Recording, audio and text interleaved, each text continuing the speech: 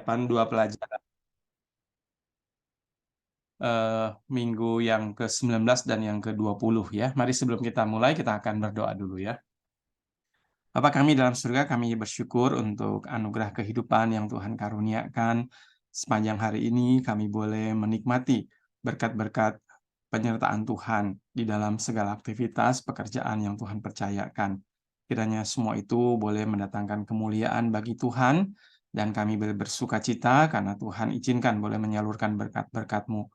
Dan kami juga berterima kasih untuk kesempatan malam ini, masih diberikan kesempatan, kekuatan untuk boleh bersama-sama mempersiapkan diri secara khususnya untuk boleh menyampaikan firman Tuhan dan melayankan di kebaktian anak pada 7 dan 14 Mei mendatang. Kiranya Tuhan sertai dan berkati kami semua.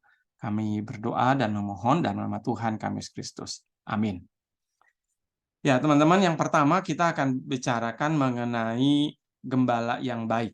Ya, itu dari Yohanes pasal 10 ayat 1 sampai 15. Saya bisa minta tolong satu orang mungkin boleh bacakan yang tanggal 7, nanti Adi juga akan ngajar ya. Boleh tolong bacakan nanti Yohanes 10 ayat 1 sampai Ya, Pak. 15, gembala yang baik, silakan. Yohanes 10 Ayat 1 sampai 15.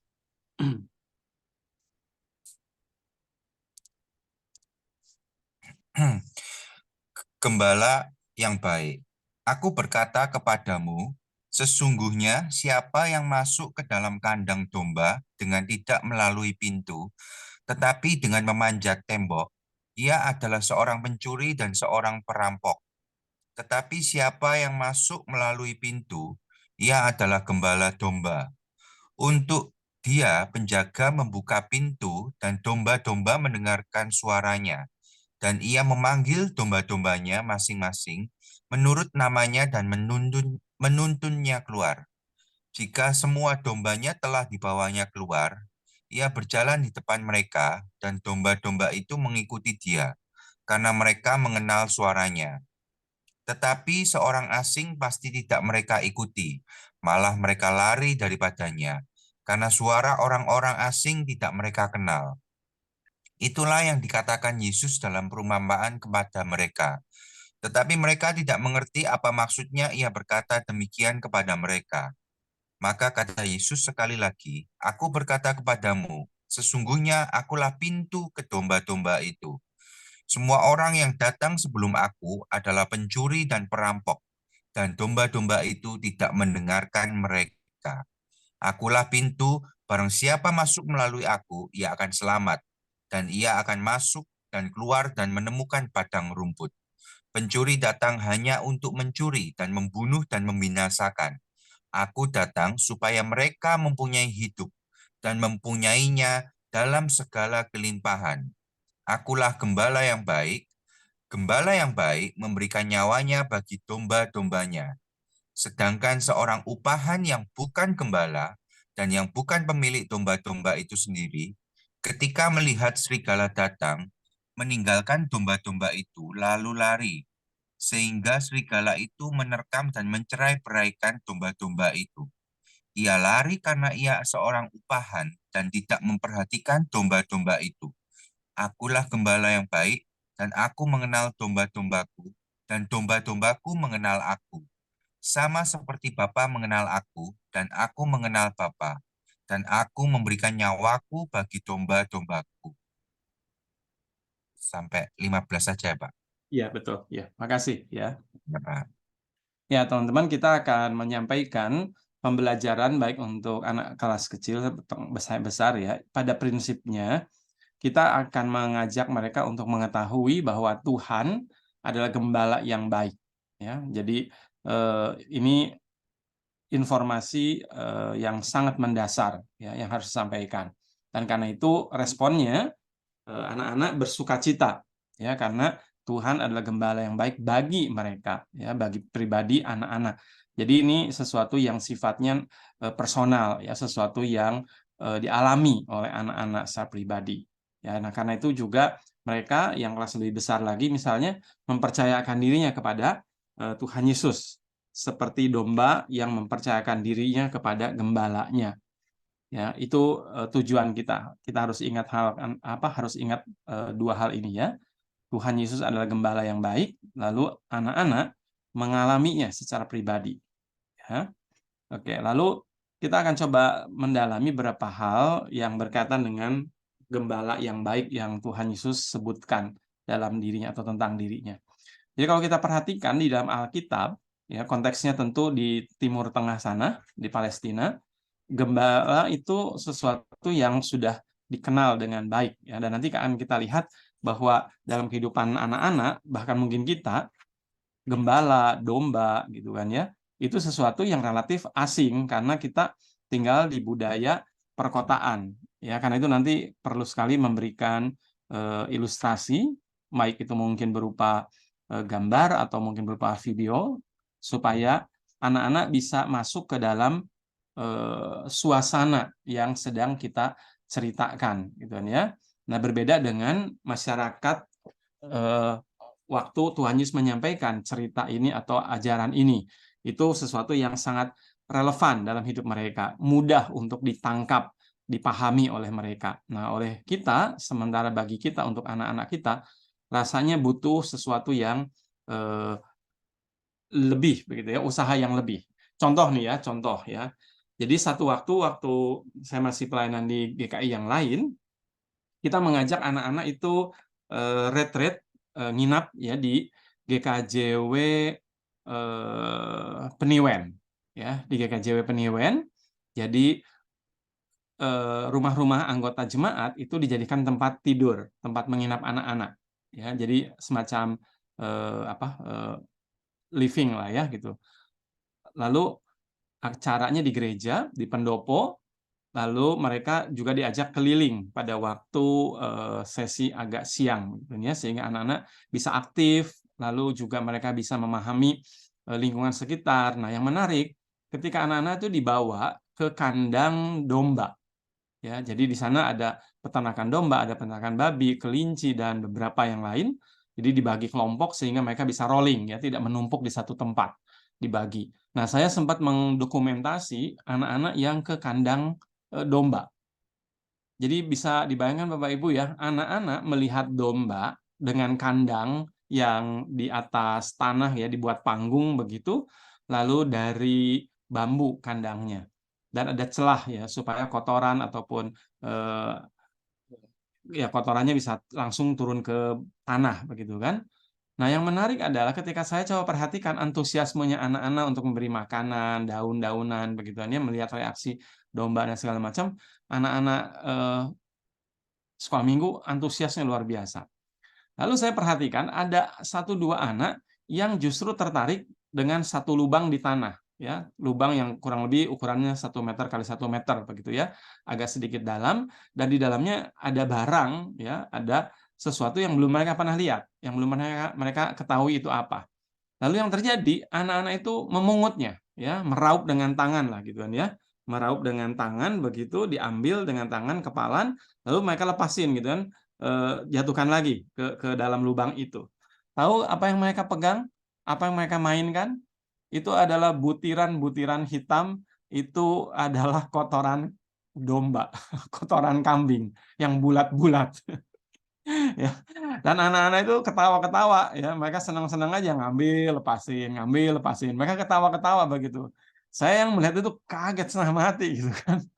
Waktu saya kaget, saya datangin anak-anak, terus saya bilang, "Hei," saya bilang, "ngapain main itu?" Mereka bilang, "Kenapa?" Terus saya bilang, "Itu ee-nya kambing, itu ee-nya domba." Wah, mereka langsung kagetnya setengah mati gitu kan.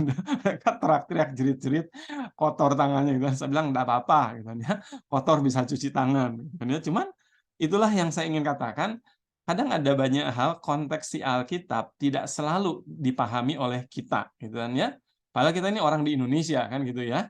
Tapi Indonesianya kita udah bagian kota gitu. Nah, apalagi anak-anak yang mungkin tidak terlalu cukup dikenalkan dengan lingkungan-lingkungan seperti itu ya, gitu loh. Ya kecuali kalau kita terbiasa membawa anak-anak ke pedesaan, melihat ya, atau mungkin minimal lah di taman safari kan gitu ya, cukup cukup lengkap lah koleksinya begitu. Nah, jadi tetap diperhatikan nanti pada waktu bercerita, sekalipun mungkin buat kita ini hal yang biasa. Tetapi mungkin bagi anak-anak mereka relatif agak asing begitu ya. Jadi nanti kasih visual ya, lalu cukup detail tentang bagaimana hubungan gembala dengan domba ya, sebagaimana dijelaskan dalam Injil Yohanes tadi. Nah, gembala di dalam kehidupan masyarakat Israel itu sangat penting dan banyak dipergunakan ya, khususnya dalam kehidupan ritual ya, karena itu menjadi material untuk kurban ya. Nah, gembala domba di Palestina itu seorang yang sederhana ya, dan mempunyai relasi hubungan yang sangat akrab dekat dengan dengan domba-dombanya, dan biasanya gembala yang baik itu digambarkan di situ akan melindungi domba-dombanya ya, melindungi dari serigala, dari perampok atau pencuri ya. Nah, sebagai gembala yang baik itu berani memberikan dirinya ya, berkorban dibandingkan dengan gembala upahan yang lebih mementingkan keselamatan dirinya sendiri. Nah, ketika Tuhan Yesus menyebutkan bahwa dirinya adalah gembala ya, sebagai sebuah metafora, karena di satu sisi Israel tahu di dalam Perjanjian Lama sering menyebut atau disebut sebagai domba-domba milik kepunyaan Allah gitu kan ya. Nah, maka Yesus menyebut diri sebagai gembala menegaskan sebuah status yang khusus, yaitu Yesus sebagai gembala yang baik ya, dan gembala yang baik memberikan nyawanya bagi domba-dombanya. Jadi saudara, kita ingat konteksnya Yohanes itu menjelang saat-saat Yesus akan mati gitu kan ya, dan menekankan bagaimana kematian Yesus itu untuk memberikan kehidupan yang kekal, yaitu di dalam Injil Yohanes pasal yang terakhir dengan jelas mengatakan bahwa tujuannya adalah supaya orang-orang tahu bahwa Yesus inilah Mesias ya, dan di dalam iman atau melalui imannya kepada Yesus orang-orang memperoleh hidup yang kekal. Maka di sini Yesus mengarahkan dalam perumpamaan ini ya, bahwa dia gembala yang baik akan menyerahkan nyawa ya. Gembala yang baik juga adalah gembala yang mengenal dombanya, dan dombanya mengenal Yesus ya, mengenal gembalanya. Nah, melalui gambaran ini ingin disampaikan bahwa gembala yang baik itu yang bertanggung jawab atas dombanya, dan dombanya bergantung kepada gembala. Nah, ini relasi yang seharusnya begitu kan ya, dan nanti kita kaitkan dengan tujuan dari pembelajaran ini, bahwa Yesus itu adalah gembala yang baik bagi kita semua. Nah, karena itulah kita bersukacita dan kita bisa bergantung, bisa menyerahkan kehidupan kita untuk dipelihara, dijaganya ya. Karena itulah relasi ini tidak dapat dipisahkan ya. Gembala dan domba saling terikat begitu dekatnya ya. Lalu sebagai domba Allah itu konsekuensinya kita tidak dapat hidup tanpa pemeliharaan sang gembala ya, karena kita begitu lemah, ada ancaman, dan kita membutuhkan perlindungan. Nah, karena itulah kita tidak dapat hidup tanpa pemeliharaan dan perlindungan dari Allah. Lalu kita juga melihat bagaimana di dalam relasi itu gembala yang baik ini bertanggung jawab atas kehidupan domba-dombanya ya. Nah, karena itulah kita perlu sebagai domba yang bergantung, domba yang membutuhkan kehadiran dan perlindungan gembala, maka kita harus mengenalnya ya, mengenal suaranya. Dan ini nanti dikontraskan dengan pencuri. Nanti di dalam cerita ya, khususnya kalau mau memainkan pakai metode role play, ada bagusnya ya. Jadi ada peran sebagai gembala, lalu ada juga peran sebagai yang jahat ya, entah itu pencuri misalnya atau serigala ya. Teman-teman bisa memakai metode itu. Jadi anak-anak menjadi dombanya misalnya kan, tinggal kita mengarahkan mereka untuk memainkan role play-nya ya. Nah, sebelum ke cerita lebih detail, saya mengajak kita dulu ya sebagai guru-guru coba melihat relevansi dari pengajaran Yesus adalah gembala yang baik ya. Di dalam pemahaman masyarakat modern tentu kita butuh usaha lebih ya untuk memahami bagaimana gembala dan domba itu berelasi, ya, karena kita hidup dalam sebuah konteks yang sangat berbeda, ya. Kita tidak pernah secara langsung melihat bagaimana gembala menggembalakan kambing domba, kita tidak pernah melihat bagaimana ketergantungan dalam relasi mereka, ya. Nah, tapi di dalam cerita Yesus digambarkan dengan sangat jelas, ya, bagaimana gembala itu melindungi, menjaga, dan domba-domba menggantungkan dirinya, ya, kepada gembala yang baik.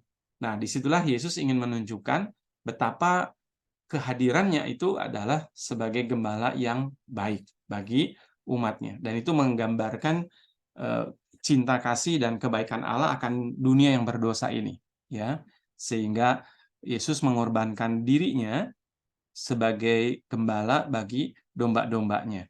Ya, nah, maka respon yang seharusnya kita berikan adalah kita bergantung, kita belajar terus untuk mengenal, mengikuti, ya, dengan ketaatan.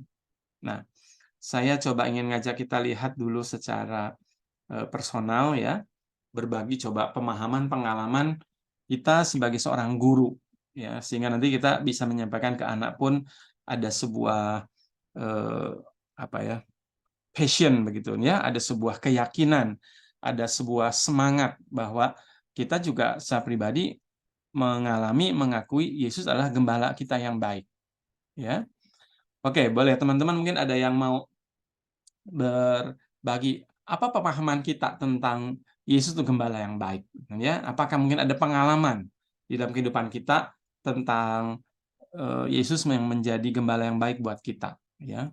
Lalu juga mungkin bagaimana kita menunjukkan bahwa kita betul-betul seorang yang bergantung kepada gembala kita ini. Bagaimana kita berusaha coba mengenal, ya, suaranya, tuntunannya ketika kita mungkin harus mengambil keputusan, ketika kita mungkin harus melakukan sebuah tindakan.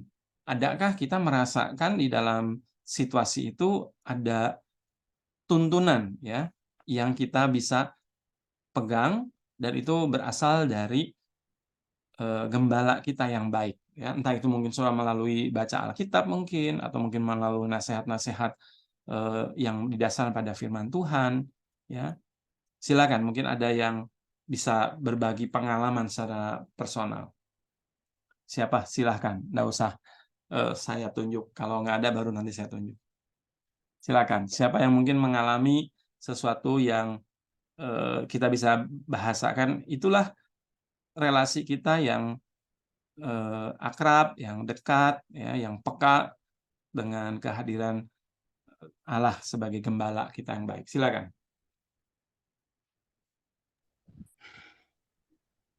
Siapa yang mungkin mau mendahului berbagi cerita? Saya, Pak Didi. Ini sebentar. Ini suara Bu Lina, ya. Ya, Silakan, Bu. Apa, Bu? Pemahaman Ibu tentang Yesus gembala yang baik atau pengalaman Ibu apa? kalau ditanya bahwa Yesus itu gembala yang baik secara pribadi, sangat banyak ya. Bagi, karena latar belakang saya sebagai perantau, mulai saya lulus SMA langsung ke Surabaya, setelah langsung ke Bu Jakarta. Lina dari mana dulu, Bu Lina? Ya, Bu Lina dulu dari mana sebelum ke Surabaya? dari Sumatera, Pak. Oh, dari kota apa, Bu? Pematang Siantar. Oh, oke. Langsung dari Pematang Siantar, ya. Silakan, Bu. Jadi memang nekat. Di Surabaya itu juga dulu ada anak kakak saya angkatan laut. Dia bertugaskan di Surabaya, tetapi pendidikannya dari Inggris. Setelah lulus dari Inggris itu langsung ditempatkan lagi ke Medan. Jadi saya bertemu dengan dia hanya 2 hari. Setelah itu saya ditinggalkan ke Surabaya. Di Surabaya mereka pindah ke sana. Saya kayak orang linglung. Iya. Tapi dengan dasarnya saya memang dulunya dari PGAK, ya saya hanya sangat merasakan bagaimana tuntunan Tuhan di dalam hidupku. Kemudian sampai saya kuliah sendiri sangat luar biasa. Jadi nggak bisa diceritakan kalau penyertaan Tuhan sebagai gembala bagi saya sangat itu nyata dalam hidupku. Yeah. Dan benar semenjak kuliah itu memang kalau untuk mendengar suara Tuhan itu memang kita harus bergaul benar-benar, ya memang bergaul betul dengan Tuhan. Jadi waktu saya kuliah, kan dulu itu saya kan nggak ada yang menghalangi apa keluarga mau apa pulang kuliah ya udah nggak ada waktu. Jadi saya berkecimpung dengan Alkitab terus. Jadi kadang kalau saya kekurangan itu saya kayak aku digerakkan gitu. Sudah kamu nggak usah berdiam diri keluar. Nanti pas ada kayak ada suara seperti itu saya keluar memang nyata gitu. Jadi kadang saya kalau berdoa Tuhan Engkau sangat luar biasa. Tuntunanmu kepada saya itu dan pertolonganmu saya sampai menyatakannya kadang gitu. Nah itu kalau soal tuntunan Tuhan Ya. sangat Dan luar ibu biasa. tadi mengatakan kita tahu dekat dengan Tuhan, dan ibu lakukan itu tadi salah satu misalnya dengan pembacaan firman gitu ya, pembacaan Alkitab gitu ya. Jadi saya itu dulu tuh peka. Makanya ada firman Tuhan, ada waktunya Tuhan meninggal kita apa gitu, ada dulu situ. Mungkin iya Pak. Hari ini semenjak saya berkeluarga itu belum pernah saya terulang lagi tuh, kayak hilang gitu loh Pak. Jadi pergaulan sama Tuhan itu sangat kurang dibandingkan dengan waktu saya gadis gitu loh Pak. Oke, ya. Dan juga tadi ada hal lain pembacaan Alkitab. Ibu juga tadi misalnya berdoa ya, dan di situ Tuhan menyatakan tuntunan buat ibu kayak seperti ada dorongan gitu kan ya untuk merespon atau melakukan sesuatu ya. Oke, makasih Ibu ya untuk kesaksian. Silakan, mungkin ada satu teman lagi yang mungkin bisa berbagi tentang apa yang kita pahami ya tentang gembala yang baik. Ya, lalu bukan hanya pemahaman tetapi pengalaman kita gitu kan ya. Bagaimana kita mengalami Tuhan itu atau menuntun kita atau berbicara dengan kita gitu. Mau ngomong lagi. Iya. Kalau dengan firman ini, kalau Tuhan Yesus itu kan ada yang baik, teladan kita. Nah, kalau lihat waktu Tuhan Yesus mengajar itu nggak ada tempat kemana-mana. Dari tempat satu pergi ke tempat lain. Nah, kalau kita sekarang, ya kita ini kan menjadi gembala di bumi ini sekarang ini. Jadi kita ini gembala untuk istilahnya menggantikan Tuhan sebagai gembala di sekolah minggu ini, kita sudah sangat enak, ada tempat, anaknya juga sudah ada, kita tinggal di tempat. Yang ketiga, apa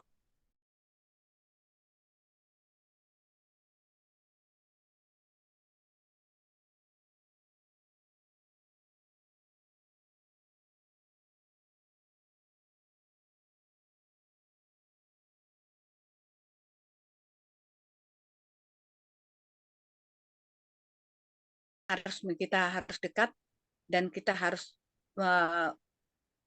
mengenalkan. Kadang kita hanya mengajar tuh mereka nggak ngerti kita gitu. Oke, ya. Saya Nama pikir kita tahu. poin-poin ini baik sekali untuk kita perhatikan ya, untuk kita renungkan. Misalnya yang tadi yang kedua, dibandingkan dengan Tuhan Yesus yang harus ke mana-mana dikatakan Alkitab, Yesus berkeliling dari desa dan kota kan gitu ya, untuk memberitakan Injil, untuk mengajar. Sementara kita justru anak-anak itu datang kepada kita ya, ada tempatnya, lalu kita datang dan mengajar anak-anak yang datang kepada kita. Nah, saya pikir ini sesuatu yang serius ya, sesuatu yang serius. Kadang saya dengan Bu Kim tuh mikirnya gini, anak-anak itu sudah datang gitu kan ya, anak-anak itu sudah datang kepada kita begitu. Baik itu di sekolah minggu atau di sekolah-sekolah Kristen, mereka tuh sudah datang kepada kita. Betapa kita tidak bertanggung jawab kalau anak sudah datang kepada kita dan kita tidak mengajar dengan baik, tidak menyampaikan berita firman Tuhan dengan baik. Kan begitu ya? Bahkan kita mengajarkan bukan hanya dengan ajaran tentang cerita ya, tentang firman Tuhan, tetapi kan kita juga menyampaikan teladan ya, teladan hidup kita begitu. Jadi di situ malah nanti kita akan memikirkan dan memeriksa diri ya, apakah kita ini gembala yang baik atau gembala upahan begitu kan ya. Artinya gembala upahan ya kalau kita senang ya kita lakukan, tapi kalau itu mengganggu kita, ya kita tinggalkan. Seperti tadi misalnya ada ancaman dari serigala, gembala yang jahat, gembala upahan kabur menyelamatkan diri, gitu kan. Tapi gembala yang baik akan berusaha untuk apa? Melindungi, menjaga, gitu ya. Artinya anak-anak ini sudah datang ke kita. Tuhan sudah kasih kesempatan luar biasa. Anak-anak datang di hadapan kita. Maka kita harus dengan serius dan sungguh-sungguh menyampaikan ajaran dan teladan sehingga anak-anak betul-betul mengenal gembala yang baik itu ya, gembala agung itu, yaitu Yesus Kristus. Ya. Nah, itu thank you ya buat Bu Lina untuk catatan ini ya. Itu mengingatkan kita semua. Ya, oke. Lanjut satu orang lagi silahkan. Siapa yang mau berbagi pengalaman apa itu, seperti apa sih gembala yang baik, dan bagaimana kita mengalaminya secara pribadi. Siapa lagi? Silahkan. Satu orang.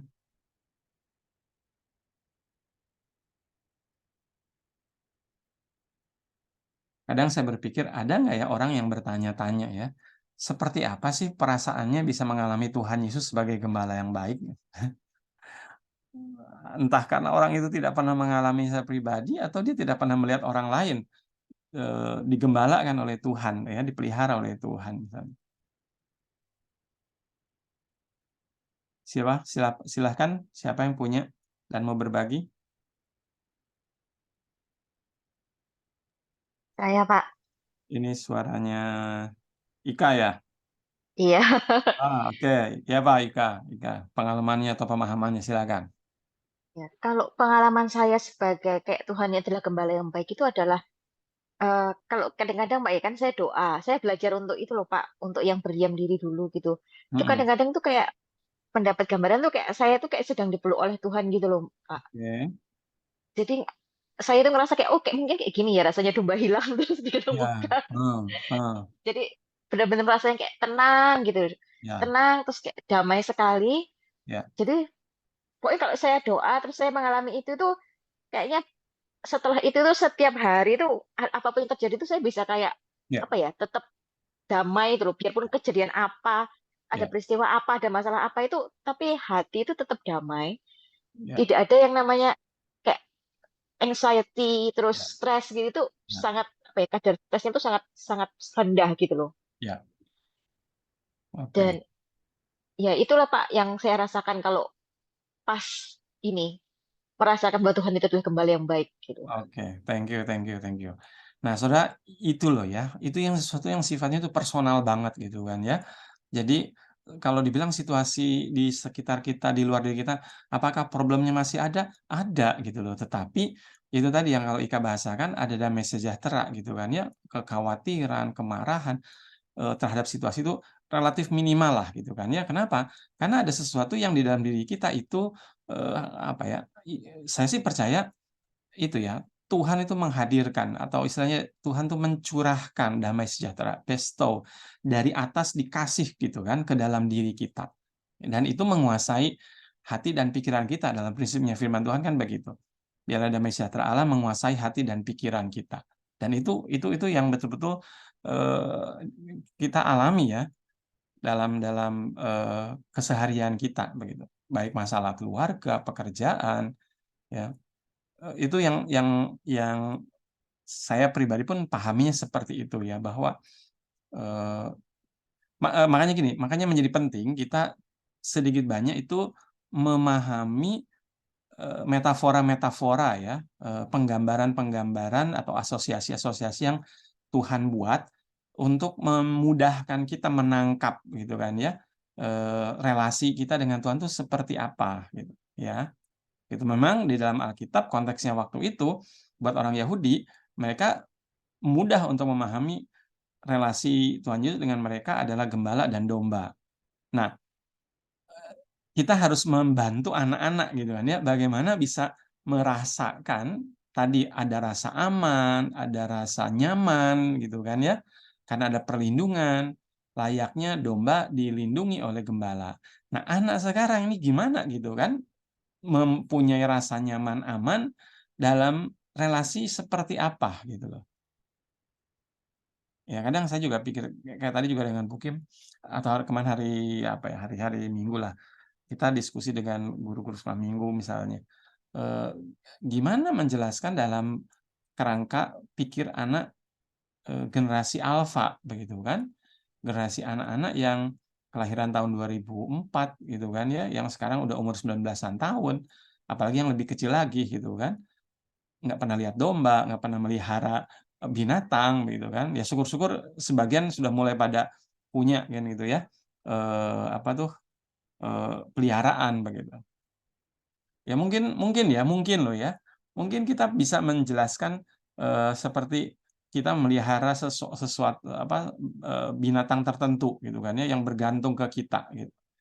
Cuman harus hati-hati gitu kan ya, harus hati-hati.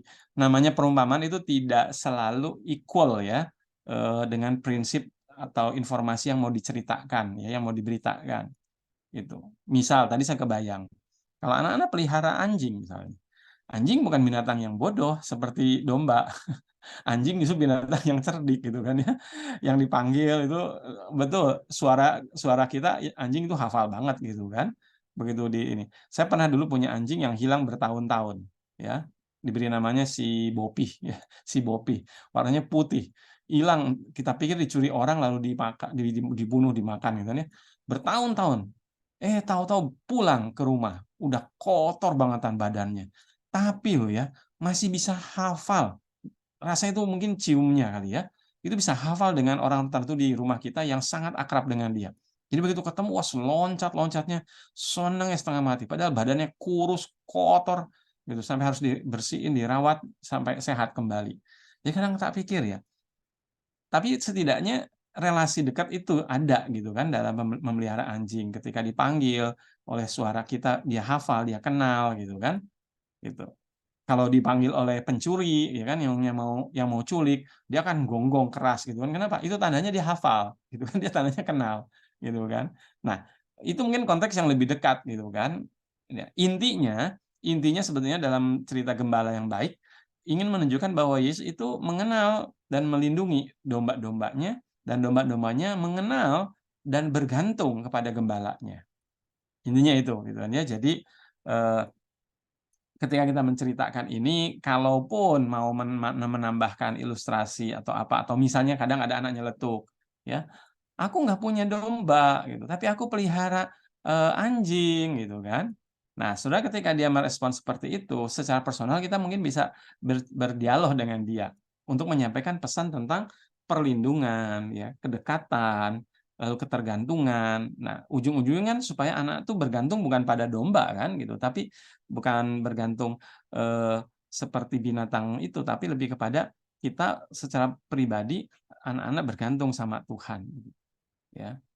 Ya intinya itu ya, kira-kira semacam itu ya. Jadi harus, kita sadari juga bahwa anak-anak dalam batas tertentu, tidak terlalu akrab dengan kehidupan, gembala dan domba, ya. Karena itu mutlak kayaknya gambar itu perlu ditunjukkan, ya. Lalu tadi ya, yang Ika sempat ceritakan, Yesus memeluk domba, misalnya itu gambar itu dari zaman dulu ya, seingat saya masih kecil, kalau bagi saya terpengaruh banget, ya. Dan itu gambar ya, waktu itu gambarnya kualitasnya sangat bagus bangetan. Buat saya, itu image saya tentang, Yohanes pasal 10. Yesus yang sedang memeluk, anak domba, begitu, ya. Jadi, silahkan memakai visual, karena anak-anak kita asumsikan ya relatif, sangat terbatas ya tentang pemahaman gembala dan domba yang real ya, yang nyata. Jadi mungkin perlu, teman-teman kasih gambar atau mungkin kalau ada video klip juga baik gitu ya. Oke, sementara itu saya ajak kita lihat, ayat hafalannya ya. Ayat hafalannya yang terbaik yang saya pikir adalah Yohanes 10 ayat 11 ya. Selain angkanya gampang buat anak-anak diingat, eh, tentang gembala yang baik itu ada di Yohanes pasal 10. Lalu ayat yang kita pakai ayat 11. Jadi gampang ya, 10, 11. Akulah gembala yang baik. Gembala yang baik memberikan nyawanya bagi domba-dombanya. Jadi teman-teman bisa refer kemarin Paskah itu inilah gitu kan penggenapannya. Yesus memberikan nyawanya buat kita, ya kan? Domba-domba yang Dia kasihi. Ya, jadi ini ayat hafalannya Yohanes 10 ayat 11. Ya. Oke, untuk yang pelajaran 1 ini apakah ada pertanyaan atau tambahan? Untuk lagu teman-teman punya usulan? Dan da da da da da. Lagu itu apa sih? Saya lupa itu, tapi nadanya nada anak-anak. Ada lagu tentang gembala apa di gunung, aku lupa banget nih teksnya apa, nada-nadanya. Lagunya menarik juga sih, lagu tentang gembala.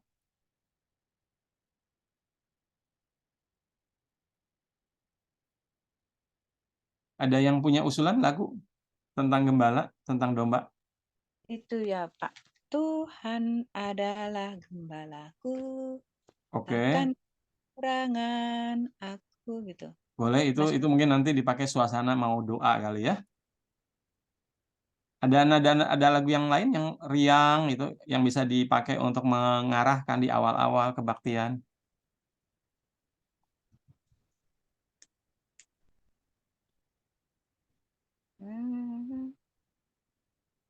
Yang lagu kanak-kanak gitu ya, yang lagu anak-anak. Da, da, da, da, da, da. Aduh, lupa. Aku udah lama nggak pernah nyanyikan lagu-lagu anak, jadi lupa saya. Tapi ada satu di, nada itu. di kanan kau ada. Bukan itu. Di Tentang gembala kok. Oke, coba Tuhan. nanti kita cari.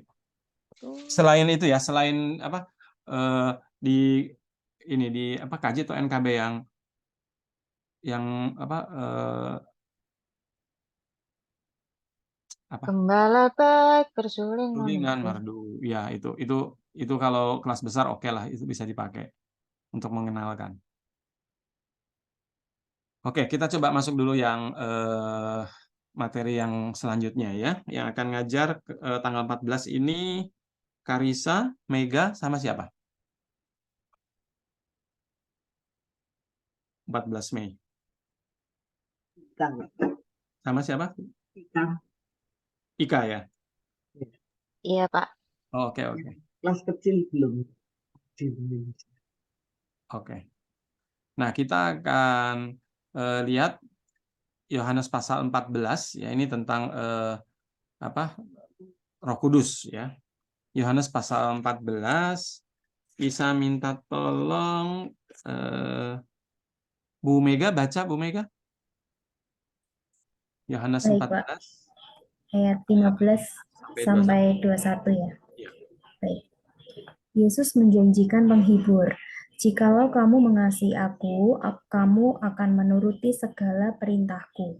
Aku akan minta kepada Bapa dan Ia akan memberikan kepadamu seorang penolong yang lain, supaya Ia menyertai kamu selama-lamanya, yaitu Roh kebenaran. Dunia tidak dapat menerima Dia, sebab dunia tidak melihat Dia dan tidak mengenal Dia. Tetapi kamu mengenal Dia, sebab Ia menyertai kamu dan akan diam di dalam kamu. Aku tidak akan meninggalkan kamu sebagai yatim piatu. Aku datang kembali kepadamu. Tinggal sesaat lagi, dan dunia tidak akan melihat aku lagi. Tetapi kamu melihat aku, sebab aku hidup dan kamu pun akan hidup. Pada waktu itulah kamu akan tahu bahwa aku di dalam Bapa-Ku, dan kamu di dalam aku, dan aku di dalam kamu. Barang siapa memegang perintahku dan melakukannya, dialah yang mengasihi aku. Dan barang siapa mengasihi aku, ia pun akan dikasihi oleh Bapa-Ku, dan aku pun akan mengasihi dia, dan akan menyatakan diriku kepadanya. Ya, Amin. terima kasih. Ya. Jadi yang kedua ini kita akan belajar tentang Roh Kudus yang dijanjikan ya oleh Tuhan Yesus. Jadi tujuan pembelajaran kita pada prinsipnya anak-anak mulai tahu ya, khususnya untuk yang awal-awal, yang kecil, tentang kisah Pentakosta ya, tentang Pentakosta. Itu adalah penggenapan dari janji Tuhan Yesus tentang Roh Kudus sebagai penghibur yang akan diutus ya, yang akan diberikan untuk disebutkan di sini menyertai dan tinggal diam di dalam diri orang percaya ya. Karena itulah mereka diharapkan untuk bersyukur untuk Tuhan yang menjanjikan Roh Kudus ya. Oke. Nah, eh, di dalam ayatnya yang ke-16 itu disebutkan bahwa Tuhan Yesus akan meminta kepada Bapa dan Bapa akan memberikan kepadamu penolong yang lain supaya menyertai kamu selamanya. Sudah disinilah kita melihat istilah Trinitas atau Tritunggal memang tidak pernah muncul ya, tetapi di dalam ucapan ungkapan Tuhan Yesus dalam bagian-bagian Alkitab yang lain digambarkan bagaimana Trinitas atau Tritunggal itu ada begitu ya, disebutkan aku minta kepada Bapa dan Bapa akan memberikan penolong yang lain ya. Lalu yang kedua yang perlu jadi catatan di sini adalah kata seorang. Jadi gini, ini kan terjemahan dalam bahasa Indonesia ya. Saya tidak terlalu suka ini memakai kata seorang karena kesannya jadi penolong ini adalah seorang manusia begitu ya. Padahal yang dimaksud seorang itu adalah satu, artinya personnya itu satu kan ya. Tapi ketika di Indonesia akan malah jadi seorang. Nah, seolah-olah jadinya manusia. Jadi sebetulnya kalau saya sih lebih suka menyebutkannya ia akan memberikan kepadamu penolong yang lain. Gitu ya. Tapi oke lah, ini namanya saja terjemahan ya, dan selalu berusaha sebaik-baiknya mendekati maksudnya gitu kan ya. Nah, memang seorang di sini ingin menunjukkan satu begitu ya, bukan dua. Tapi ketika dalam bahasa Indonesia dalam keterbatasan satu akhirnya jadi orang ya, seorang ya. Jadi ini perlu diketahui. Lalu yang ketiga catatannya adalah yang lain. Ya. Memberikan kepadamu penolong yang lain. Nah, kata yang lain ini pakai istilahnya alelos. Nah, alelos itu yang lain tapi sehakikat. Nah, dalam bahasa Yunani, yang lain itu selain kata alelos itu juga bisa dipakai heteros. Tapi kalau heteros itu yang lainnya tidak sehakikat. Jadi tidak sama jenisnya, kira-kira begitu kalau heteros. Ya. Jadi contohnya gini misalnya. Di dapur itu ada ketel, ada sutil, ada parutan, ada gelas misalnya dari gelas kaca ya, apalagi. Nah, ketika gelas itu misal ada beberapa ya. Nah, kita akan menyebut gelas dengan gelas, gelas satu dengan gelas kedua, gelas ketiga. Kalau misal tolong ambilkan itu gelas yang lain gitu ya. Nah, yang lain itu yang satunya lagi gitu ya. Yang lain itu loh. Nah, ketika kita ngomong gelas dengan gelas, sesama gelas itu pakai istilahnya alelos, yang lain, sehakikat, sejenis. Tapi kalau kita bicara dengan misalnya gelas lalu ambil sutil, ambil ketel, nah itu yang lain misalnya ambil apa lagi barangnya? Itu loh, yang lain sebelah kanan itu ada barang apa. Nah, itu pakai heteros itu menunjukkan barang yang berbeda ya, hakikatnya, jenisnya lain gitu, tidak sama. Ya. Misalnya ya itu ingin menunjukkan tentang Allah Tritunggal. Sehingga dijelaskan oleh kita, dipahami oleh kita, Bapa bukan Anak, bukan Roh Kudus. Ya, Roh Kudus bukan Anak, bukan Bapa. Anak bukan Allah, Bapa bukan Allah, Roh Kudus. Tapi urutannya Allah, Bapa, Allah Anak, Allah Roh Kudus. Itu alelos istilahnya. Yang lain tapi satu hakikat. Makanya kita selalu membahasakannya God's in three person. Allah tiga pribadi gitu kan ya. Dan sehakikat. Gitu ya. Nah, ini penjelasan untuk kita saja tentang kata yang lainnya. Nah, makanya ini tambahan aja catatan yang keempat, ketika orang muslim misalnya mengatakan ayat ini menunjuk kepada Muhammad ya, seorang penolong yang lain. Nah, kita bisa melihat beda gitu ya. Dari kata yang lain saja sudah menunjukkan ini bukan manusia, tetapi ini sedang berbicara tentang hakikat Allah gitu ya. Itu sudah jelas. Baik, itu saya rasa catatan yang perlu saya tegaskan. Lalu kita akan bicara mengenai penolong, ya, artinya penolong. Nah, Tuhan Yesus menjanjikan seorang penolong bagi murid yaitu roh kebenaran. Dalam hal ini adalah Roh Kudus. Nanti di ayat yang lain pakai istilah Roh Kudus. Mengapa Yesus menjanjikan penolong? Lalu mengapa itu dikaitkan dengan keberadaan dunia? Nah, kita melihat Injil Yohanes ya, penulisnya itu seringkali menegaskan dunia itu sebagai dunia yang berdosa, ya, dunia yang jatuh dalam dosa, yang dikasihi oleh Allah, ya, dan disitulah dunia itu menjadi tempat di mana Allah itu menyatakan kasih-Nya melalui Yesus kepada orang-orang yang berdosa, ya, orang yang berbuat jahat, ya. Karena itulah kita lihat bagaimana ketika Yesus itu menyatakan kasih-Nya, ya, mati untuk menebus manusia yang berdosa, lalu memakai orang-orang berdosa yang percaya itu untuk melakukan kehendak Allah, ya, menyatakan kasih, membagikan kasih, menyaksikan kasih Allah, itu tidak mudah. Dan itu sebuah perjuangan yang berat begitu ya, di tengah-tengah dunia yang berdosa, tengah-tengah dunia yang melawan Allah. Nah, karena itulah untuk mengerjakan itu Allah di dalam Kristus mengutus ya penolong, yaitu Roh Kudus, untuk menyertai orang percaya di dalam tugas dan panggilannya. Ya, nah, Kristus dalam hal ini tidak meninggalkan orang percaya sendirian. Setelah Yesus naik ke surga, bukan berarti lalu orang percaya dibiarkan, tapi justru tetap menyatakan kehadiran. Makanya disebutkan dia akan menyertai kamu dan akan diam di dalam kamu. Diam di sana pakai istilahnya dwell in, ya, artinya tinggal tetap. Saya dulu pernah bertemu dengan seorang anak muda yang dari gereja pulang kebaktian merasa sudah penuh urapan, gitu ya, karena disebutkannya telah dicurahkan pengurapan dari Roh Kudus. Lalu ketika dia itu melakukan hal yang tidak berkenan, dia sendiri merasa, anak itu merasa bahwa dia sudah kehilangan, sudah kekurangan urapan, sehingga dia mau mencari lagi urapan.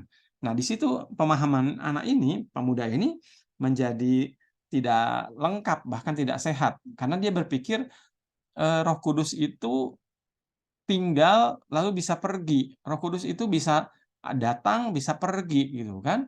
Nah, kita melihat di dalam dasar Alkitab dijelaskan bahwa Roh Kudus itu diberikan untuk menyertai dan tinggal diam di dalam diri orang percaya. Karena tugasnya adalah untuk mengingatkan, ya, untuk memberikan tuntunan, ya, supaya ketika kita belajar firman Tuhan dipimpin untuk masuk ke dalam kebenaran firman Tuhan, itu tugas Roh Kudus. Jadi dia tidak akan tinggal keluar, enggak, ya kan? Gitu. Nah, tinggal nanti dalam Efesus dikatakan, janganlah engkau mabuk oleh anggur, tetapi kuasailah dirimu di dalam roh, gitu kan ya. Itu sebuah analogi, ada sebuah komparasi. Ketika orang itu mabuk anggur, ya, anggur dalam arti alkohol begitu ya. Ketika orang itu mabuk oleh alkohol, itu tubuhnya, otaknya, pikirannya, kecenderungan hatinya dikuasai oleh anggur. Nah, karena mabok gitu kan, masuk aliran darah, masuk ke otak, sehingga dia tidak mengenali diri, tidak mengenali lingkungan, tempat, waktu itu. Itu orang mabok, dikuasai oleh anggur.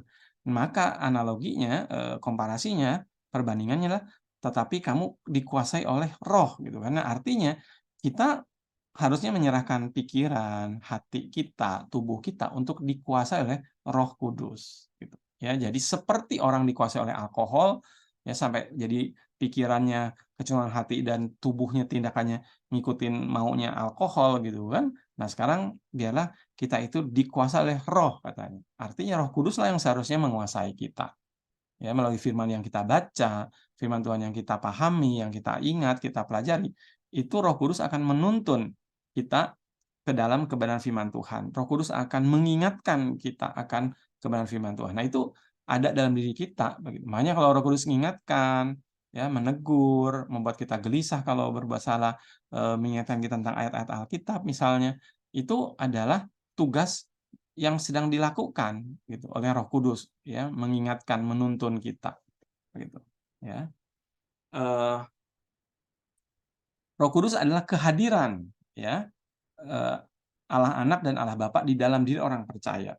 Keberadaan Roh Kudus yang berkarya dalam diri orang percaya merupakan tanda kehadiran Anak dan Bapa yang menopang iman orang percaya. Supaya apa? Ya kita dikuatkan melalui diingatkan supaya kita ini setia, gitu ya. Janji Kristus akan penghibur atau penolong merupakan karya pemeliharaannya dalam pergumulan orang percaya di tengah-tengah dunia. Nah, sekarang kita coba relevansinya ya.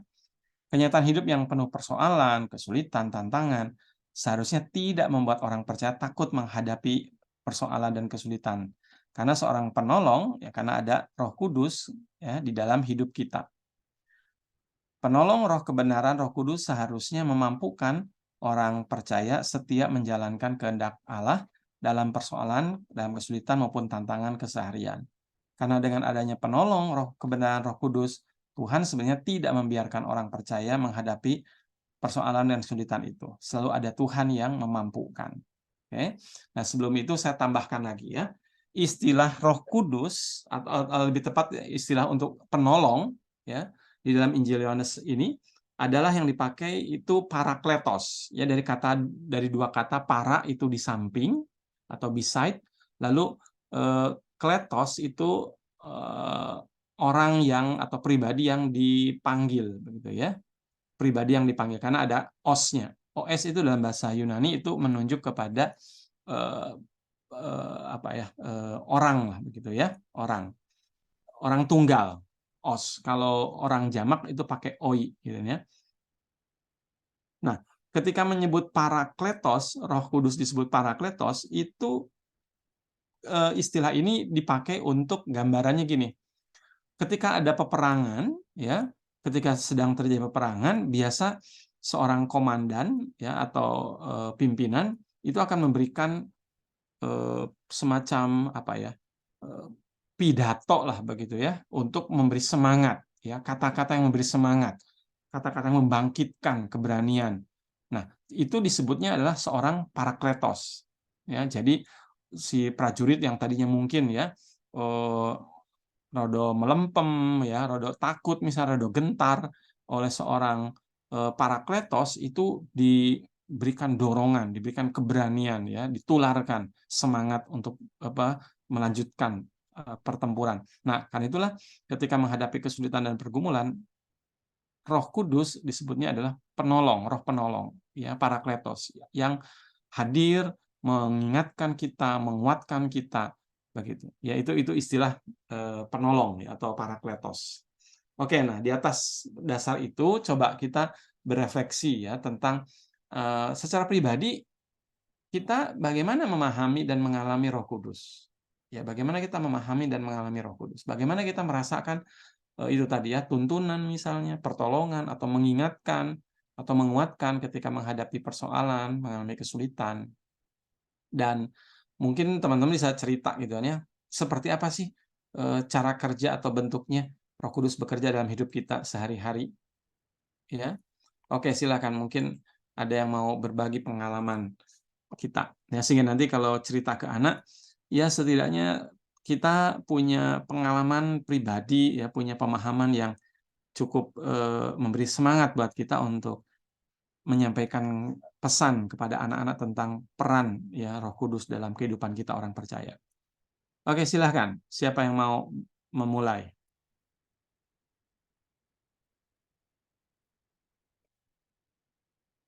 Yang akan cerita nanti Karisa, Mega, Ika, silahkan. Bu Mega dulu mungkin. Bu Mega punya pengalaman? Bagaimana pemahaman Bu Mega tentang pribadi dan karya Roh Kudus dalam hidup Bu Mega? Ya, baik Pak, terima kasih. Ketika dalam masa-masa kesulitan gitu menghadapi berbagai berbagai hal, ada tekanan gitu ya, Roh Kudus itu menguatkan, hadir ketika melalui orang-orang di sekeliling juga gitu Pak, yang menguatkan, ada mendukung, memotivasi gitu saat dalam hening, ketika kita berdoa, tiba-tiba ada sesuatu yang saya jadi saya jadi punya pengharapan gitu. ketika waktu itu juga saya sempat sakit ya waktu itu. Sakit terus sampai apa namanya? Sakit parah gitulah pokoknya. Terus saya sempat hilang apa sempat hilang pengharapan gitu. Tapi Roh Kudus itu apa namanya? Ya saya percaya bahwa Roh Kudus itu nyata gitu memberikan pengharapan, kekuatan melalui bahkan orang-orang di sekeliling yang dipakainya gitu, melalui orang yang datang terus mendoakan saya, terus itu jadi kayak kekuatan baru yang memberikan apa ya, semangat gitu. Salah satunya. Oke. Jadi Bu Mega memahami, mengalami karya dan kehadiran Roh Kudus bisa secara personal di dalam pergumulan, ya, kadang ada dorongan-dorongan dalam hati atau ingatan-ingatan, atau juga bisa eksternal ya, melalui orang-orang di sekitar kita yang mungkin tadi menasehati, menguatkan, mendoakan, ya, ya. Itu salah satu contoh-contoh ya, bagaimana Roh Kudus melakukan karyanya di dalam ataupun melalui orang-orang lain ya, di dalam diri kita ataupun melalui orang-orang lain. Oke, ada satu orang lagi yang mungkin mau berbagi pengalaman bagaimana memahami Roh Kudus itu berkarya dalam diri kita.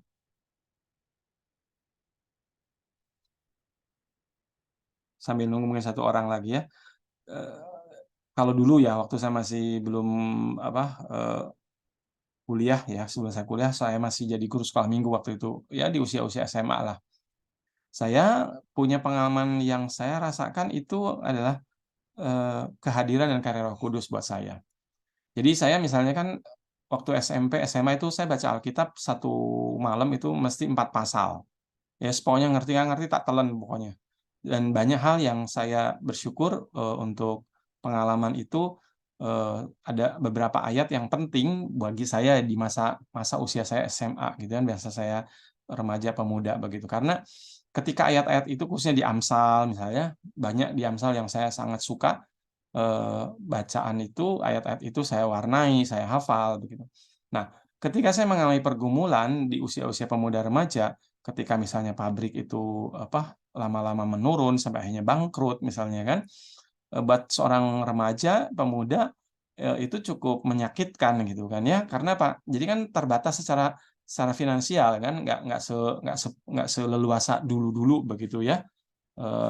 Lalu apalagi di masa-masa itu misalnya mau aktualisasi diri kan seorang pemuda remaja begitu. Dan itu ada keterbatasan. Tapi saya bersyukur di dalam situasi begitu melalui teman-teman di gereja ya, kita bisa mempunyai sebuah aktivitas ya. Waktu itu saya masih ingat, saya jadi ketua remaja, kita pengen ngadakan camp ya, camp remaja setiap tahun rutin 1 kali begitu ya, di bulan Juni. Pokoknya di kelulusan sebelum teman-teman SMP itu pada pergi keluar kota untuk melanjutkan SMA-nya, kebanyakan keluar kota, kita pengen setiap tahun ada camp pengutusan begitu. Nah, tapi dana terbatas ya, orang tua kadang terbatas. Nah, akhirnya kita mencari subsidi dengan cara apa? Nah itu, saya merasakan sekali ya, ada 6 teman akrab kami membuat klub gitu ya, klub dikasih nama semacam-macam, pernah dikasih nama Smooth, pernah dikasih nama Pageant gitu kan. Yang intinya adalah kita jualan kupon makanan kayak karcis parkir lah begituan ya, 1 lembar begitu lalu dibagi 2, satunya dipegang oleh mereka yang membeli kupon makanan yang tertara ada 10 jenis makanan dengan harga paling mahal sampai yang paling murah popcorn misalnya kan. Nah, mereka pesen makanan ke kita kayak PO lah ya, kayak PO. Untuk Natal, untuk Valentine, untuk Paskah, untuk apalah, acara-acara penting. Sampai Lebaran kita jual parcel. Jadi kita cuman butuh duit berapa puluh ribu perak untuk cetak lembaran. Barangnya belum ada, yang kita jual cuma nama dan daftar gitu ya, namanya kita gitu, jaminannya kita. Nah, saya rasakan sekali ketika kita jualan itu, ya teman-teman banyak yang bantu sampai kita tuh punya uang sangat besar waktu itu kita. Kita bisa punya uang hasil keuntungan itu bisa ratusan ribu. Padahal dari majelis cuma dapat 750.000 perak ya, tahun 86 sampai 89 lah saya ingat. Itu kita bisa dapat uang bahkan yang lebaran kita beli beberapa barang, makanan, kalengan, buah, lalu kita bentukkan parcel paket 1, 2, 3 misal macam-macam lah. Ya, jadi barangnya cuma beberapa biji kita utak-atik begitu. Kita dapat keuntungan waktu itu 6 juta. Buat kita, wah, heboh banget gitu kan waktu itu. Lalu kita bagikan uang itu untuk teman-teman yang mau ikut camp tapi tidak punya uang. Dan kita tahu rumahnya mereka, kenal keluarga mereka. Jadi kita cukup bertanggung jawab lah. Ya. Dan kita tidak mau pakai uang-uang itu untuk pribadi. Hanya dipakai untuk uang makan ketika kita kerja, sama uang bensin ketika mengantar makanan itu. Atau mengambil makanan dari Tasik, dari Cianjur, dari Bandung gitu kan ya. Jadi subuh-subuh kita beberapa naik bus keluar kota. Siang udah langsung balik lalu bagikan sore itu juga. Nah, saya rasakan dalam situasi seperti itu ada sesuatu yang hangat, ada semangat yang saya rasakan itu adalah karya Roh Kudus. Ya, memberikan dorongan, nggak ada apa ya, nggak ada keluhnya gitu kan. Pokoknya semangatnya luar biasa. Sampai kita jualan di Bandung, kota yang jauh lebih besar waktu itu. Demi apa? Ya demi camp itu berhasil, demi menolong banyak teman-teman yang terbatas keuangannya waktu itu. Lalu yang kedua yang saya rasakan ketika saya konflik dengan saudara saya, kokok saya bisa di dalam helm motor ketika saya pergi ke gereja, mau pergi persekutuan, kan? Saya rasakan saya bisa berdialog begitu rupa dengan suara hati saya. Yang saya yakin itu adalah melalui Roh Kudus diberikan dorongan. Saya tahu saya itu salah. Saya tahu saya ini keras, ya nggak mau ngampuni kakak saya. Dan omongan itu, dialog itu ya, suara hati itu terus memberikan dorongan positif. Ya, kadang menegur saya. Ya, bahwa saya ini salah gitu kan, bahwa saya ini tidak memberi kesaksian yang baik. Tapi saya terus melawan, bahwa saya berargumentasi, "Ya salahnya dia begini begitu." Terus, nah dialog itu selalu ayat-ayat hafalan, ayat-ayat Alkitab itu mengingatkan saya. Dan saya mengalami Roh Kudus seperti itu pada waktu jadi guru sekolah minggu. Jadi kadang saya ini ngajar, ya toh, ke anak-anak semangat, kreatif, tapi di siang lain saya pikir, saya ada yang salah ini. Saya ini nggak benar hubungan saya dengan kakak saya.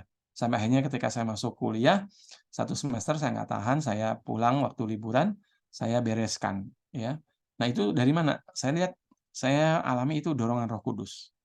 Saya yakin itu dalam hati saya, dalam apa ya, di dalam hati nurani, gitu ya. Hati nurani ataupun peringatan saya atau pikiran saya, logika saya, itu Roh Kudus berbicara, menguasai itu, ya, menuntun kita ke dalam kebenaran firman Tuhan. Sekarang pun sama, ketika pelayanan, saya pernah hampir ketipu ya, oleh satu keluarga yang memang, anak lakinya itu hamili anak perempuan, ya, padahal aktivis. Dan ini bukan di Dasa, ya, ini bukan orang Dasa. Jadi mereka telepon, minta tolong, oke, dan saya bilang saya bantu, ya karena sudah ngaku, oke lah, di atas dasar pengakuan, pertobatan, perlu dilayankan, gitu kan ya, perlu dilayankan. Oke. Nah, singkat kata setelah diwartakan kan biasa 3 kali ya kalau di GKI itu. Diwartakan 1 kali, saya dalam percakapan per telepon merasa ada sesuatu yang membuat saya gelisah, yang membuat saya pokoknya ada sesuatu yang nggak beres saya pikir gitu kan ya. Nah, ketika dalam percakapan akhirnya ketahuan si anak laki ini akan menikah, lalu nanti anaknya, si bayi itu tidak akan diakui dan tidak akan dicatat di catatan sipil sebagai anak dari si laki ini ya. Taruh kata namanya si A ya, si pemuda A dan si pemudi B. Tidak akan dianggap sebagai anak A dan B, tapi akan dianggap sebagai anak dari papanya si A. Nah, kebetulan papanya si A ini seorang aktivis di sebuah gereja, bukan GKI sekali lagi, pengkhotbah. Ya, jadi istilahnya pendeta muda. Jadi si papanya si A itu merasa malu. Karena itulah, oke lah dia bilang, daripada semakin tambah salah berdosa, kawinkan tetapi cucu tidak dianggap cucu, tapi dianggap anak oleh dia. Gitu kan? Bukan anak si A, bukan anak si pemudi B, tapi anak si bapak. Gitu kan? Nah, waktu saya tahu itu, saya merasa itu bahasa itu pimpinan Roh Kudus ya, sampai menemukan dalam kepekaan hati nurani saya gelisah, sampai akhirnya saya tanya gitu kan, urusan catatan sipil dan segala macam, akte lahir, ketahuan. Akhirnya saya katakan, kalau seperti itu saya bilang saya tidak mau melayankan, saya tidak akan bantu. Malah saya akan menyatakan keberatan. Saya punya hak untuk memberitahukan keberatan saya. Kenapa saya bilang? Karena itu salah, saya bilang. Sudah salah, jangan membuat sebuah kesalahan yang baru. Terima, akui gitu kan, pil pahit ini. Didiklah anak itu, bayi itu didiklah dengan baik begitu kan. Jangan malah menimbulkan masalah di kemudian hari juga. Jadi saya dorong dan mereka coba bergumul sampai akhirnya mereka setuju. Ya bersyukur ya sekarang si bayi itu ya waktu itu langsung ya bayi itu diakui sebagai anak dari si A dan si B, dan mereka A dan B bertumbuh ya kembali di gereja mereka dan pelayanan kembali ya kan memang dulu aktivis si A itu. Nah maksud saya gini, saya kadang menemukan dalam situasi yang pelik ya, bahkan kadang kita tidak tahu gimana gitu ya jalan buntu, tahu-tahu ada aja cara ya Roh Kudus memberikan dorongan, memberikan pimpinan atau buka jalan. Saya sebagai ketua klasis harus melayani 14 jemaat GKI di klasis Bojonegoro.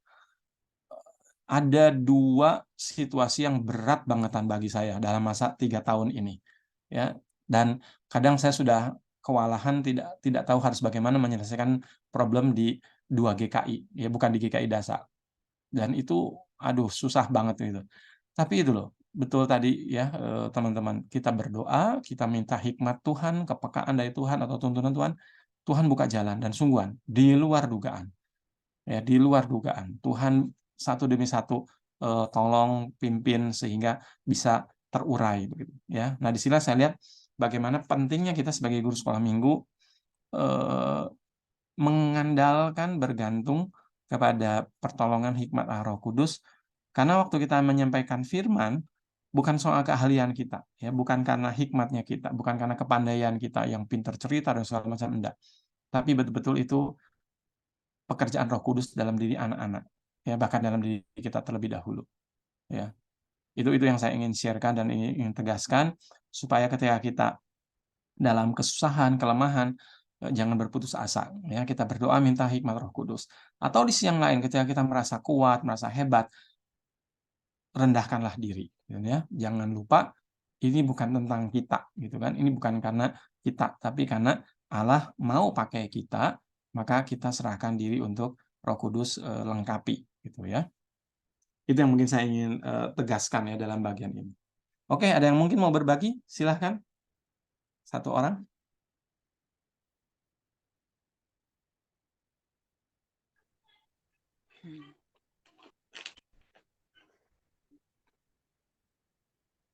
Bu Ya. Irawan mungkin atau siapa? Atau Ika tadi suaranya? Iya, Pak. Waktu Bapak cerita yang soal ada masalah dengan saudara, terus kepikiran itu loh, Pak. Oh, Itu juga saya ngerasa, oh mungkin ini Roh Kudus yang kerja ya gitu. Jadi gini, Pak. Udah agak lama sih, itu bertengkar dengan tetangga gitu loh, Pak. Tetangganya itu marah-marah soal parkir nih ceritanya. Nah, terus pada saat kita sudah dia marah, aku juga ikut marah gitu kan. Nah, dia mulai berkata-kata, udah mulai kata-kata kasar gitu, dan aku udah mulai balas nih, Pak. Tapi aku nggak pakai kata-kata kasar kan. Nah, pada saat sudah kayak apa ya, kayak sudah kayak mau mulai lebih kayak meningkat gitu kan. Terus aku kayak ada yang menyadarkan gitu loh. ya. Loh, kayak apa ya? Pada saat orang emosi, eh, kamu tuh sudah belajar bahwa pokoknya jangan sampai bikin dosa gitu loh. Jangan sampai bikin dosa kalau kamu marah gitu. Terus saya tuh jadi kayak Ya. deg gitu loh, Pak. Terus jadinya kayak saya bisa apa ya, kayak emosi yang tadi sudah kayak meledak-ledak itu benar-benar bisa jadi kayak datar gitu, terus kayak jadi kepala saya jadi dingin gitu loh tiba-tiba, Pak. Ya. Terus kayak oh kayak gini ya Roh Kudus. Terus jadi pada saat itu keluarga yang lain tuh juga semua pada emosi gitu, Pak. Saya malah bisa jadi kayak sudah gitu. Padahal pertamanya saya yang marah duluan. Betul. Ya itu, ya kayak gitu, benar. Jadi di satu sisi kamu kan tadi kutip ayat toh ya, gitu. Jikalau kamu marah, jangan berbuat dosa. Kan gitu toh ayatnya kan itu, ya toh.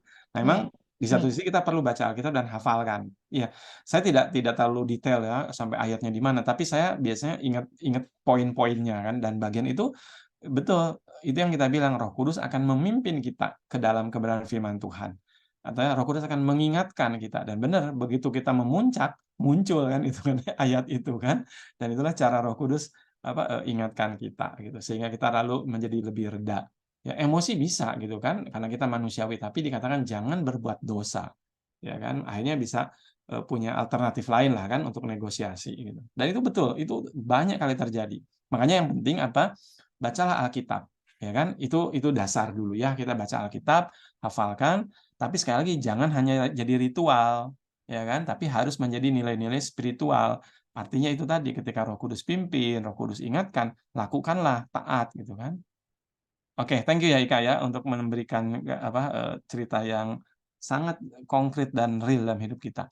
Saya jadi keingat, nanti lagunya pakailah misalnya TAAT, taat gitu kan ya, lagunya. Jadi ketika Roh Kudus mengingatkan firman Tuhan, Roh Kudus mengingatkan ajaran Papa Mama, ajaran guru sekolah minggu, taatlah gitu kan, TAAT, taat gitu ya. Oke, ayat hafalannya saya usulkan ini ya.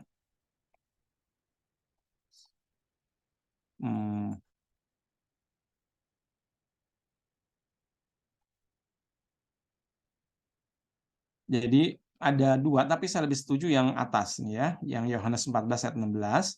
Lengkapnya gini, aku akan minta kepada Bapa dan Ia akan memberikan kepadamu seorang penolong yang lain supaya menyertai kamu selamanya, yaitu Roh kebenaran.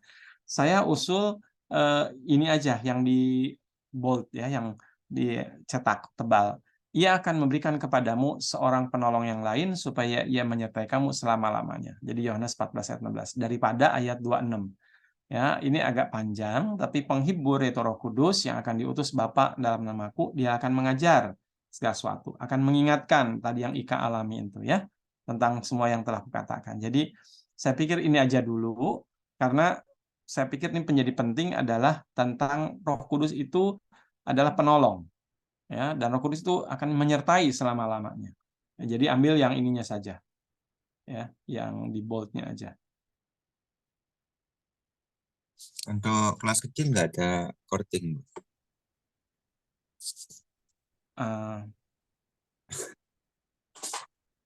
Cukup pendek misalnya, jadi 2 anak kalimat.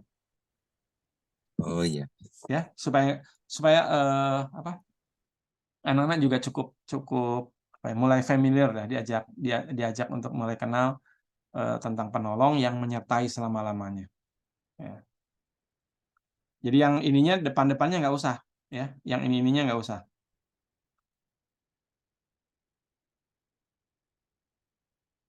Yang ini nggak usah, yang ini nggak usah.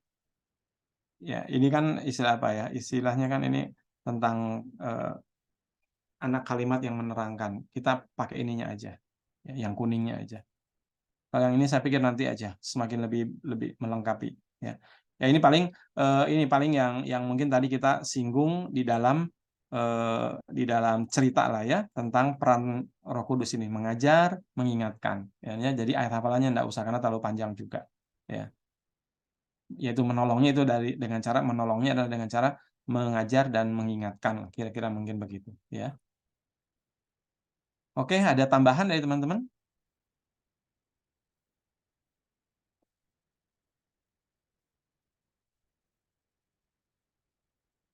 Kadang kalau kesaksian-kesaksian kayak ginian ya tentang Roh Kudus tuh itu sesuatu yang misteri gitu kan, tapi ajaib ya. Misalnya pernah ada orang yang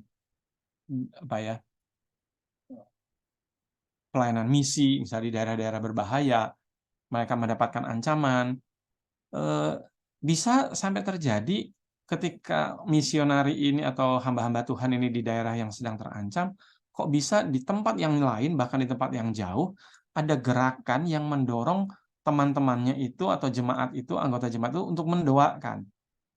Lalu ketika orang-orang dari tempat jauh itu mendoakan, terjadi situasi di tempat misionari ini ada pertolongan, ya kan, atau dilepaskan dari situasi yang bahaya gitu. Ya meskipun tetap ada kadang di pengalaman yang lain yang berbeda, ancaman betul-betul membuat masalah begitu kan. Tetapi kadang ada juga dan ketika di cross check gitu kan, jadi si misionari ini pulang lalu bersaksi, kaget gitu kan. Karena apa? Karena jemaat itu bercerita bahwa saat itu kami justru hatinya tergerak ingin mengingat kamu dan mendoakan kamu. Jadi waktu itu betul-betul kita melihat itu ada karya Roh Kudus yang bisa menggerakkan orang-orang dari tempat yang jauh ya untuk ambil bagian dalam pekerjaan gitu ya, mendoakan, memohon di hadapan Tuhan untuk perlindungan orang-orang ini. Artinya kita bisa doain untuk anak-anak kita, ya, doakan anak-anak sekolah minggu kita sekali lagi karena ini bukan soal kita, begitu, bukan soal keterampilan kita cerita, tapi kita doakan supaya anak-anak belajar, ya, mengalami kehadiran Tuhan, mengalami pekerjaan Tuhan, begitu, ya. Saya sangat menikmati sekali dulu waktu jadi guru sekolah minggu, lalu ketika di saat saya ngajar anak-anak, ya kadang jujur aja lah ya, kadang secara visual, kadang secara manusia kita melihat anak-anak, menilai anak-anak, anak-anak ini anak yang berandal, anak yang nakal, gitu. Saya kan malah cerita toh di kelas 1 SD saya ngajar sekolah minggu, ada anak yang miskin, ya, lalu nakal minta ampun. Awalnya persepsi saya dan teman kelas saya, guru sekolah minggu, merasa ini anak bandel, biang kerok gitu kan ya, bikin bikin masalah. Tapi itu loh, Roh Kudus bagi saya itu Roh Kudus ya, mengingatkan gitu, mengajarkan dan memberikan pemahaman. Justru kita bilang, loh justru anak ini yang justru paling membutuhkan kasih sayang. Justru anak ini yang membutuhkan paling besar gitu kan, tempat di hati kita begitu, di pikiran kita. Nah, dari situ berubah banget.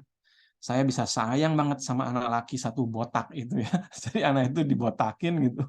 Betul-betul kayak anak tuyul lah waktu itu ya. Saya pikir, nakal lah, ini itu, tapi begitu kita sayang ya, saya peluk dia kalau doa, saya ajak dia untuk mimpin doa persembahan. Jadi saya bisikin di telinganya dia kan itu ya.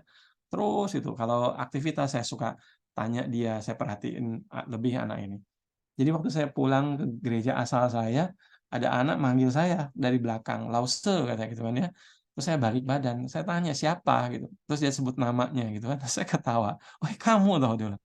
Terus saya tanya, kegiatannya apa?" Dia jadi guru sekolah minggu. Ya saya sih hanya bersyukur ya, tentu bukan karena saya gitu kan, banyak teman ya yang dipakai Roh Kudus untuk bekerja gitu. Tapi setidaknya di situlah kita melihat bagaimana pekerjaan yang hari ini kita mungkin rasa, ada nggak hasilnya gitu kan ya? Ya serahkanlah semuanya ya dalam kuasa Roh Kudus karena ini pekerjaannya gitu loh. Kita mah cuma diajak terlibat di satu apa ya, satu sisi dari proses yang begitu panjang begitu, ya. Bu Haryati mungkin, Bu Irawan, punya pengalaman sudah lama ngajar. Ada nggak, Bu, pengalaman bagaimana karya Roh Kudus itu di dalam buah-buah pekerjaan kita?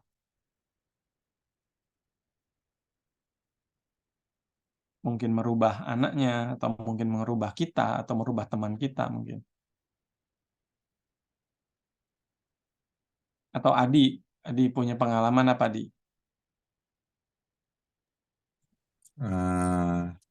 Kalau pelayanan sekolah minggu sih ya seneng Pak. Dulu anaknya kecil-kecil, sekarang sudah ada yang jadi majelis, ketua bapel di dasa. Oh ya, Jadi siapa, Adi? Sempat sempat ngajar siapa, Adi? Cynthia itu Pak, Oh, Sintianya ya Pak ini, Pak Pak Andi. Sandi, ya. Oh, oke. Terus Penatua Lauren itu juga pernah. Oh, kelas kelas apa waktu itu, Di? Kamu ngajar kelas apa? Kelas besar, Kayaknya kecil? kelas besar Pak, kelas Oke, sudah 5 atau 6 SD gitu. oke, iya, iya. Ya, Ya, senang ya dia lihat mereka bisa apa aktif pelayanan ya. iya Pak, Ya, ya. itu aja Pak. Itu yang saya harap kita semua boleh melihat ya di tengah-tengah keterbatasan, kelemahan kita, kita percaya bahwa ini karya Roh Kudus gitu, yang bekerja di dalam dan melalui keterbatasan kita. Sehingga di situ kita tidak akan apa ya, tidak mudah lah ya, tidak mudah putus asa. Bahwa memang kadang kita lelah ya, kadang kita mungkin marah dengan situasi, tapi justru itu membentuk kita juga sih gitu loh. Ya. Oke, teman-teman, untuk materi yang malam ini yang bisa saya sharingkan, semoga nanti teman-teman juga bisa lengkapi lebih lanjut ya. Oke, kalau ada yang mau didoakan? Ada sesuatu yang khusus?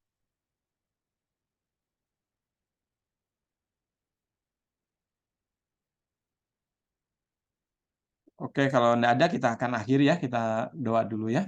Setelah itu saya serahkan ke Adi mungkin kalau ada pengumuman. Ya, yuk kita doa dulu ya. Bapa dalam surga, kami sungguh bersyukur untuk malam ini boleh belajar bersama-sama. Dan kami berdoa biarlah Tuhan terus menolong kami, memeteraikan pemahaman yang sudah boleh kami belajari bersama, berbagi, terlebih lagi pengalaman-pengalaman sebagai gembala yang baik. Biarlah kami sungguh mengalami Tuhan di dalam hidup kami, dalam pelayanan kami. Terlebih lagi Roh Kudus menolong kami, mendorong kami untuk boleh terus bertumbuh di dalam kehidupan mengikut Tuhan, bertumbuh di dalam pelayanan, sehingga apa yang kami ajarkan dan teladankan itu sungguh juga boleh menjadi berkat bagi setiap anak yang kami jumpai, yang Tuhan utus untuk ada di dalam ruang-ruang kelas kami. Kami serahkan mereka dalam tangan kasih Tuhan. Biarlah Engkau berkenan terus menolong dan memberkati pelayanan setiap kami. Terima kasih untuk teman-teman yang sudah boleh bergabung dalam kelas ini. Tuhan yang berkati lengkapi di dalam persiapan masing-masing. Terima kasih Tuhan, terima kasih. Kami serahkan dan mohonkan doa kami dalam nama Tuhan kami Yesus Kristus. Amin. Ya, Adi, saya serahkan ke Adi. Terima kasih, Pak.